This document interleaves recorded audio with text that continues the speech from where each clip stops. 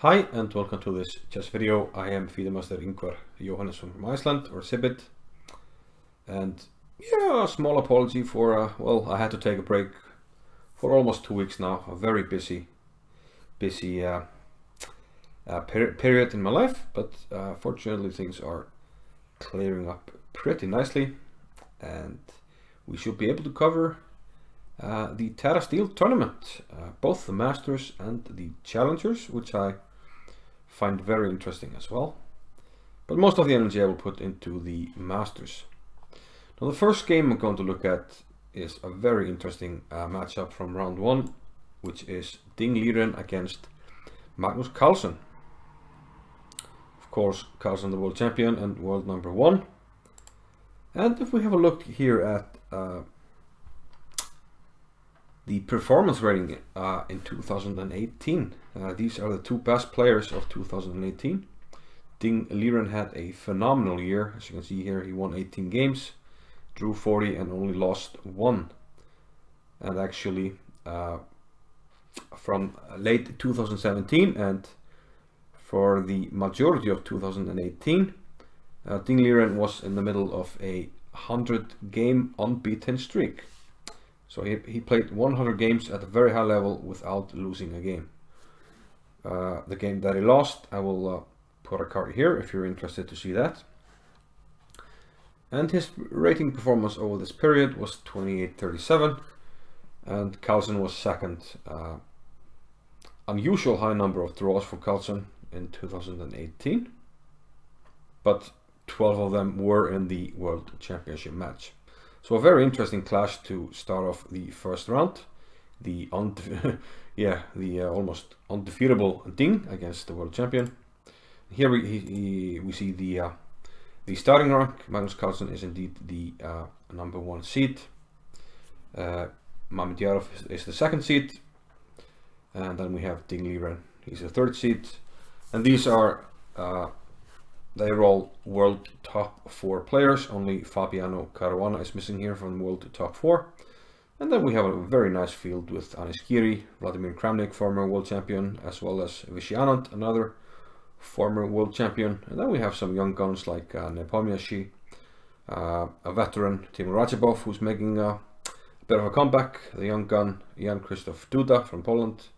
Another young gun from Hungary, Richard Rapport, the US champion, and the resurgent Sam Shankland, who had a phenomenal year as well in 2018.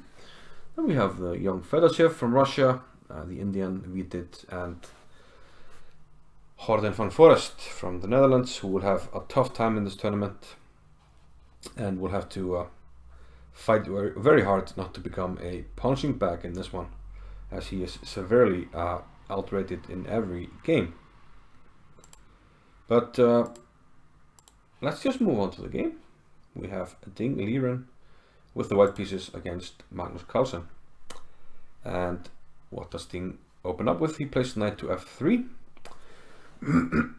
often a transpositional tool, but for the moment we can call this a ready opening.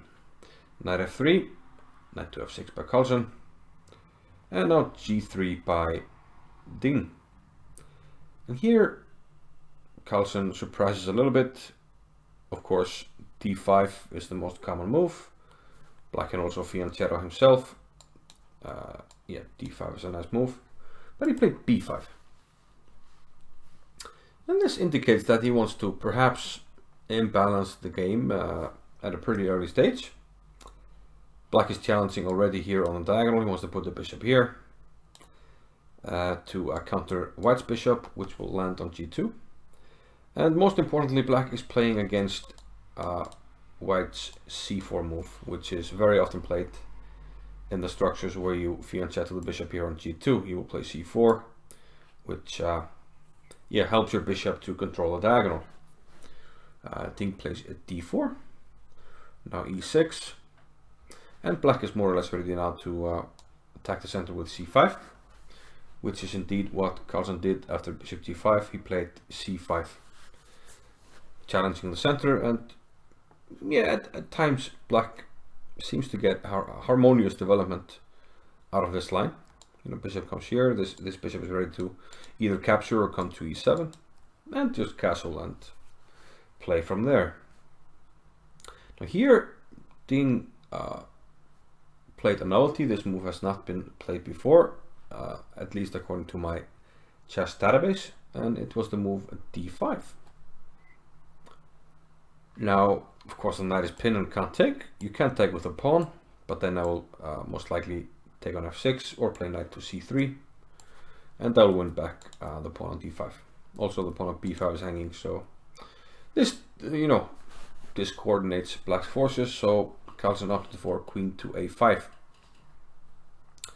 Now, what this does is sort of force white's hand, because if you interpose now, like c3 or knight c3 or knight d2, let's say knight d2 to get a piece out, doesn't really matter. Black will take on d5 with the knight because we just unpinned the knight. So white is more or less forced to retreat the bishop here, bishop to d2. Now the queen comes to b6. So we got the queen out, the bishop is on a worse square on d2, and we have unpinned our knight. This also means now that this pawn is under attack, and white must do something about it, because we can't really play c4 to protect it, and we can't play e4 either. So d takes e6, f takes e6, and it seems like black is getting a very strong pawn presence here on the 5th rank if it gets to play d5.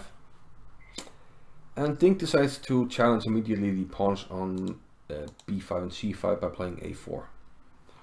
The point, of course, is that black can't keep the pawns intact with a6 because the rook will hang. So he has to break up the pawns here with either by taking or playing b4, which is a much better move, and what Carlsen did. So this sort of breaks up the flexibility of these two pawns, and potentially gives white a square to work with on c4 in the future. First he flicks in a5, preventing black from going a5. The queen goes back, and now bishop to g2. Now here Carlsen could have played bishop b7, which is a very normal move. You challenge this guy already on the diagonal. But it seems like Carlsen was in a more adventurous mood here, and he played knight to c6.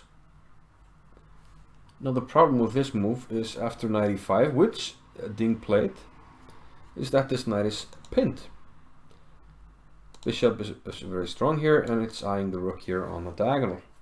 And if you protect like bishop to b7, well, I can play a6 or not and take on c6. So probably a6 first and then take on c6. Yeah, it's just losing.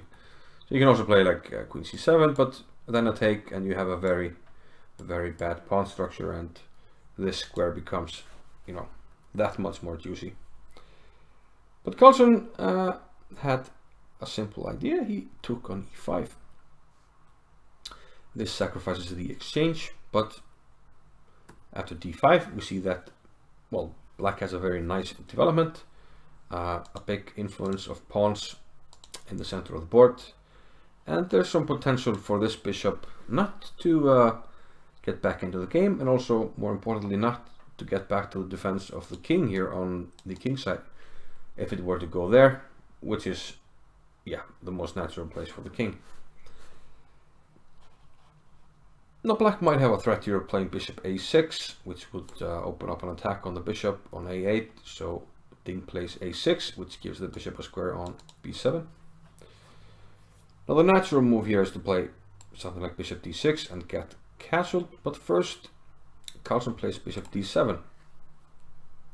Ding plays bishop b7, and the inclusion of these moves mean that if we had gone bishop d6 immediately, maybe here or later we can challenge this knight, maybe bishop f4, maybe even f4. It's a bit loose, but once the knight is challenged, the bishop can come here and give a disruptive check. So this small inclusion improves the black bishop. Also, there are prospects of maybe putting it on b5. So Carlsen improves the position a little bit before playing bishop d6. Bishop d5 now by Ding. Well, we need to get this knight out, so we have to clear this square. The knight wants to come to d2. Knight f7 by Carlsen, challenging the bishop. which now takes on f6, and now Carlsen has the bishop pair as compensation. Ding decides to chuck the pawn on b2. It's hard to defend, and he feels like he should get castled and not waste time on defending a pawn here, because black is ready to get castled, and from there he can start to attack on the king side. So knight d2 first. Carlsen castles, and Ding castles, and yeah, leaves the pawn up for grabs again.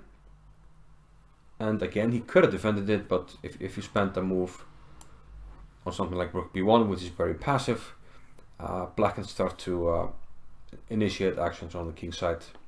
Perhaps get the knight into the game, knight e5 or knight g5, opening up the f file, and yeah, you have to start worrying. Like, for instance, knight g5. I'm not sure it works, but you can start thinking about something like this and even taking. But you see that the black pieces are coming into the attack, and Ding doesn't fancy this, so he gives up the pawn on b2, and Carlsen decides to take it. So now he has the bishop pair and, well, one pawn as compensation for the exchange, but is it enough? As we know, it's very hard to beat Ding. He's a very good defender and also very good at calculating. And here he plays e4, trying to break up the pawns. This whole pawn chain with e6, d5 and c5 is something you might get from an opening called the Blumenfeld Gambit. And there the move e4 is very often played to break up these pawns, just like Ding is doing here. Now you could play, if you want to keep the pawns intact, you could play d4, but remember the c4 square is very juicy here for white, and you don't want to give that up. So Carlsen decides to play queen d4, which protects the pawn on d5, which was under double attack by the pawn and the bishop. Ding now takes, and e5 actually, because, well, if you take now, I could probably play a move like knight to f3, and okay, if the queen goes somewhere and doesn't take, I will take on d5. And now all of a sudden my bishop is back in the game. So this leaves you a choice of taking here. And now with this under attack, white is gaining some control here and should have the upper hand in such a position. So instead, Carlsen opts for e5, and his play seems to revolve around keeping this bishop out of the game. I mean, it's defended, but it doesn't really participate in the game.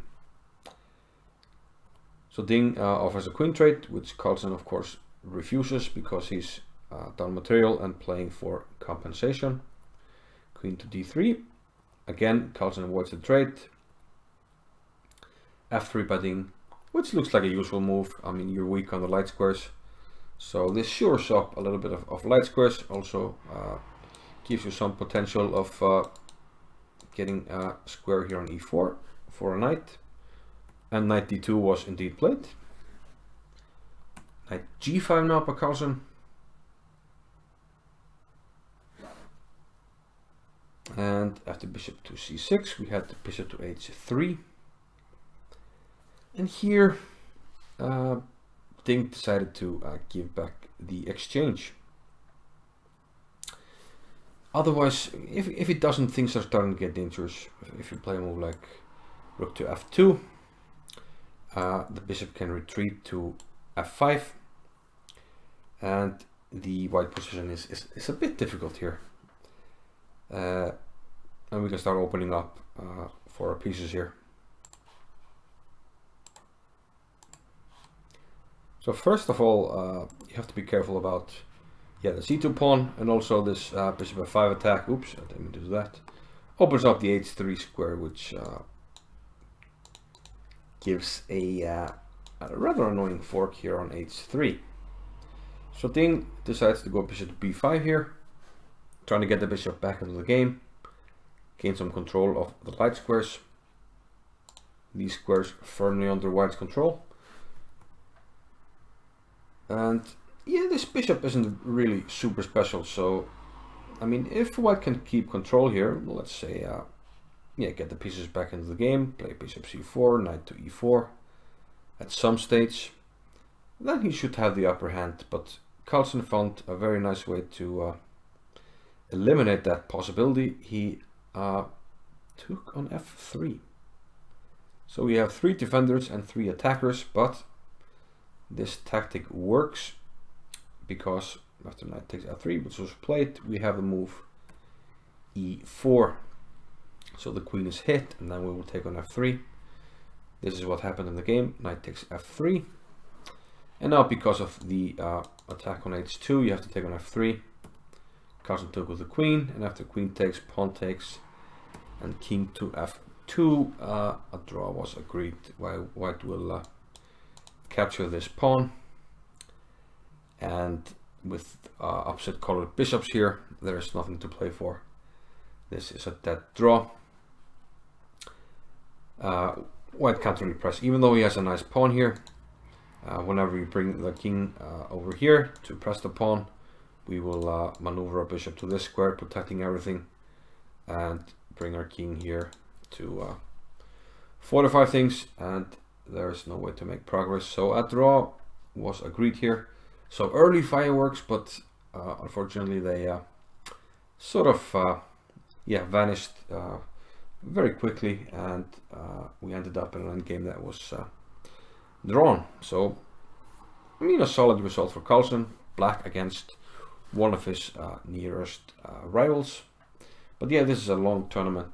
It's a round robin. We have 14 players, so 13 rounds, and Carlsen will be looking, as will most of the top seeds, will be looking to score against the lower seeds, but no easy games in this tournament. So yeah, this was Carlsen against Ding Liren. Again, I would really appreciate if you left a like. I asked you for likes last time, and we got the 100 that I asked for, which is really nice. And let's you know, tone it down. How about 50 likes? That would make me happy. We'll start off slowly in the new year and then build back up to where we belong. And I'll see you in the next video. Bye bye.